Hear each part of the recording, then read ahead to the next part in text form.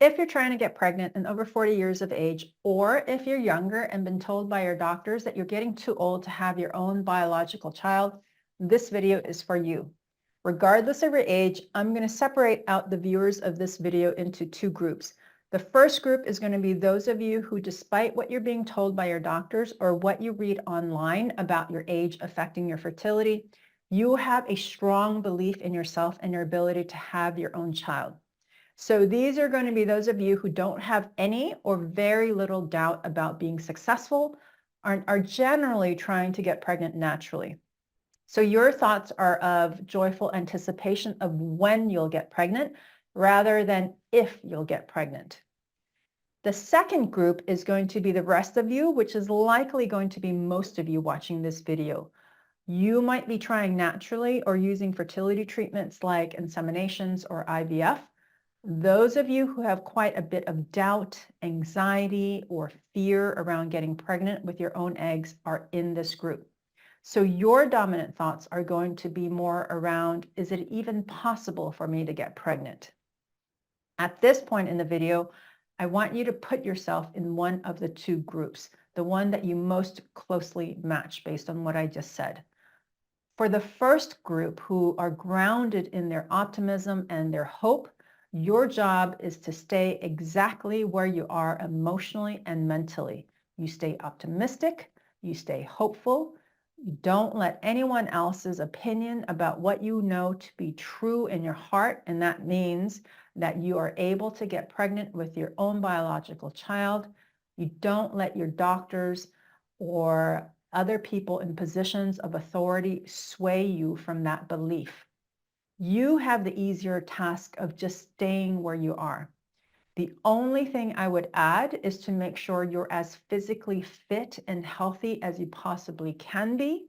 That's going to mean eating nutrient-dense foods, preferably with lots of animal proteins and whole unprocessed foods, moving your body often, getting plenty of sleep, staying hydrated, and managing your stress.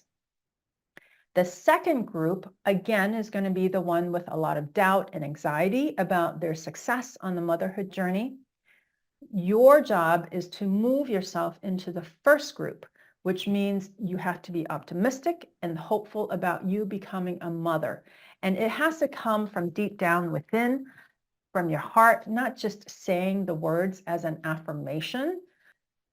This is really critical to your success because your reality reflects your beliefs. So if you don't believe you'll be successful, you won't be successful, even if you add all the fancy tools and strategies that are available. You have to believe enough in yourself and your baby into being. No amount of IVF is going to compensate for the lack of belief in yourself. So then the question is going to be, how are you going to do that? How are you going to move yourself into that belief? And one simple way is to connect with your feeling of contentment, which is a state of happiness and peace with the present.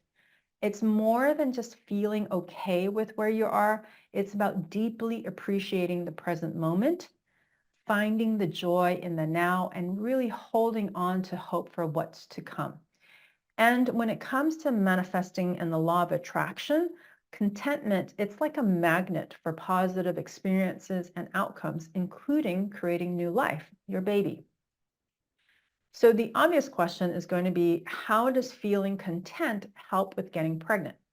Well, it's all about the frequency of the energy. Having a consistently contented heart and mind sends out high vibrational energy into the universe, and that attracts back the very essence of life itself. The soul of your baby, what some refer to as the spirit baby, it's pure energy at this point because it hasn't manifested yet into a physical body. And because it's pure energy, it responds to other energy, your energy. Your baby's energy is one of pure love and light. And that energy is attracted to other high frequency emotions, such as contentment.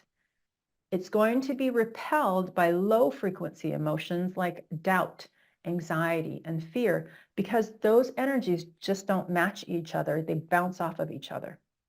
So how do you cultivate contentment? My personal favorite method by far, so I teach it, is mindfulness. And that helps to anchor you in the now. It helps you to appreciate the blessings around and within you that you already have. So that would include your health, current relationships like with your partner, if you have one, your family, your friends, your coworkers, your job or career, your beautiful home, the wonderful trips that you go on, your comfy bed that you slip into at the end of the night, your morning cup of tea. Anything that you can appreciate, however small it may be, is a really great way for you to connect with contentment of the present moment. Do this every day, throughout the day. Gratitude journaling is another way to bring that mindfulness in a concrete way on paper. So writing down what you're thankful for shifts your focus to the abundance that you already have. So gratitude journaling every day is very powerful. Basically, the idea is to stop focusing on what you don't have and start appreciating and be in the contentment of what you do have. When you feel abundance, you attract more of the same energy, and that's going to be your baby. However, when you feel more dominantly in the baby isn't here energy, you just get more of that. More baby is not here. So embracing contentment on your path to pregnancy is about enjoying the journey and trusting the process and keeping your heart open where you know that the universe is on your side.